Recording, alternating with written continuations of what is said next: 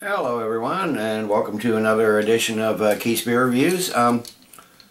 This evening I'm going to be doing one I've had a couple times.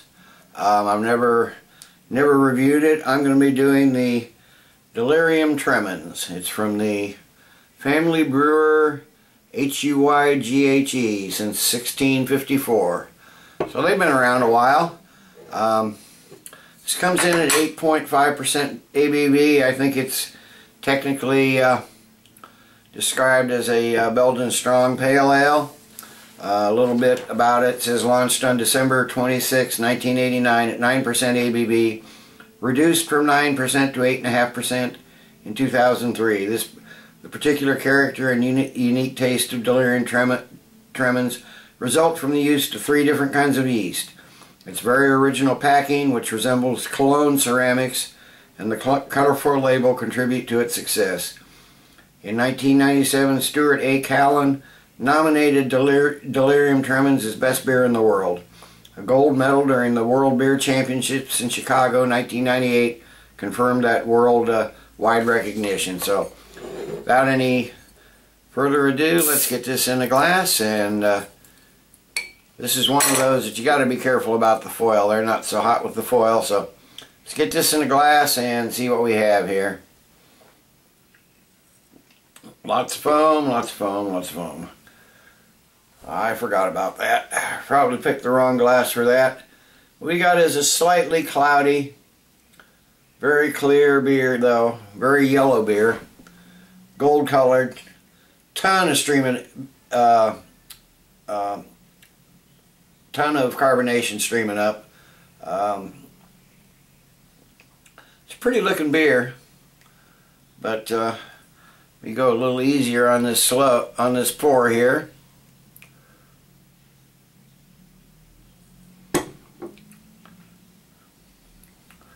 Something tells me this head might stick around for a while, so see if we can get a little smell through it and see what we have here.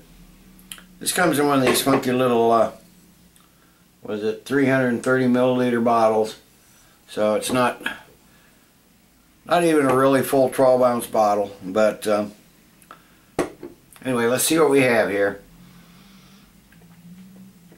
Okay, I'm getting some floral notes, a little citrus, a little bready graininess right up front. There's hints of coriander. Get the yeast. Citrus is mostly lemon and lime. There's not a lot of orange or grapefruit in this. Maybe a little black pepper spiciness. Mild hop aroma. But basically you got citrus, the orange peel and lemon, the slightly bready malts, and your yeast flavors. Your typical Belgian yeast flavors. Smells like pretty much so far just like a typical Belgian strong pale ale. Let's give it a taste and see what we have.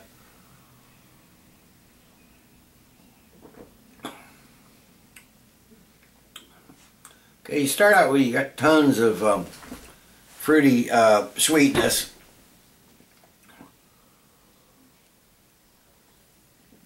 Finishes with a slight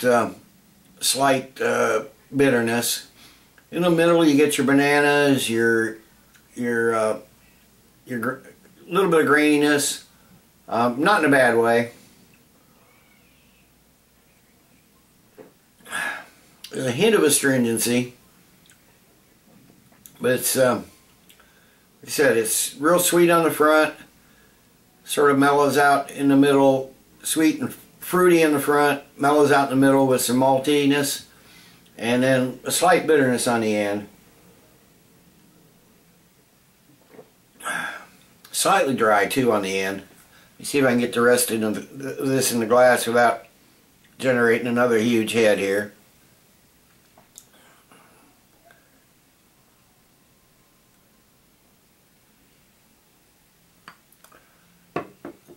Best beer in the world? I have my doubts, but it's a beautiful, beautiful looking beer. It's got lots of floaties in here too. I'm getting towards the bottom of the bottle. This is a bottle conditioned beer, so you're gonna get your yeasty floaties in there. Almost looks like a ice cream cone on top. I don't know if you can see the chunks floating around in there, but yeah, there's some. I can see them now. Yeah, tons of yeasty floaties are coming around. But to me, you know, a lot of people say don't pour the yeast in. I always pour the yeast in. I think it adds a lot to the flavor. Let me get that little dome of ice cream off the top. Sure looked like it.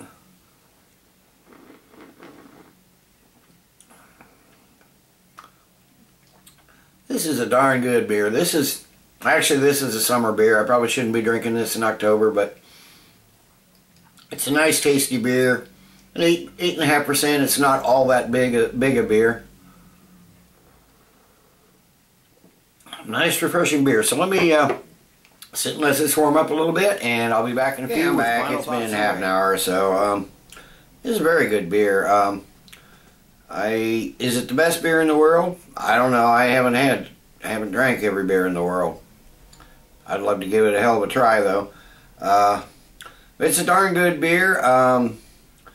It's a Belgian strong pale ale. I don't think it's up there with the best of them, but it's still darn good. I'd probably give it an 8.5 as that. As a beer I like and pick up occasionally, because when I'm up for something unique, I'd probably give it a 9.5. I'm going to average those two, and on a scale of 1 to 10, Delirium Tremens gets a 9.9 out of 10. Till next time, everybody, cheers. Keep drinking good beer.